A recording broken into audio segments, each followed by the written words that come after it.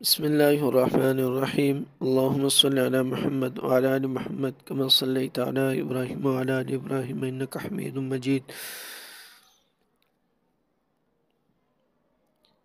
اسلامی آداب کا سلسلہ جاری تھا۔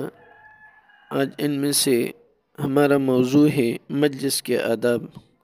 فرمایا معلم انسانیت سرور کائنات صلی اللہ علیہ وسلم نے کہ نمبر 1 کہ مجلس امانت کے ساتھ ہے، یعنی مجلس میں جو باتیں سنے ان کا دوسری جگہ نقل کرنا امانت داری کے خلاف ہے اور گناہ ہے۔ نمبر 2 کسی کو اس کی جگہ سے اٹھا کر خود نہ بیٹھ جاؤ۔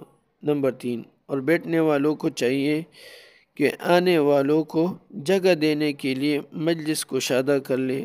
نمبر 4 جب مجلس میں 3 آدمی ہو تو ایک کو چھوڑ کر 2 آدمی آپس میں آہستہ سے باتیں نہ کرے، کیونکہ اس سے تیسرے کو رنج ہوگا۔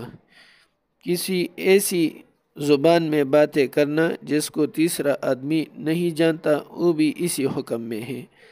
نمبر 5 کسی شخص کے لیے حلال نہیں کہ 2 شخصوں کے درمیان بغیر ان کی اجازت کے بیٹھ جائے۔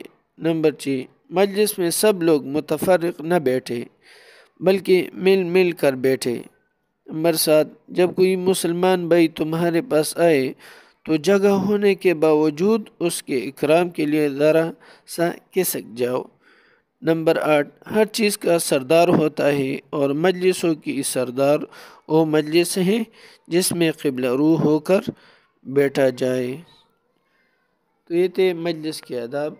تو ہمیں کوشش کرنی چاہیے کہ ہمیں اپنے مجلسوں کو آپ صلی اللہ علیہ وسلم کے طریقوں کے مطابق بنانا چاہیے، اور مجلس کے ختم ہونے پر ہمیں ساتھ میں یہ دعا بھی پڑھنی چاہیے۔ آپ صلی اللہ علیہ وسلم نے اس کے بارے میں بھی فرمایا ہے، سبحان اللہ و بحمدہ سبحانک اللہم و بحمدک اشہد ان لا الہ الا انت استغفرک و اتوب الیہ۔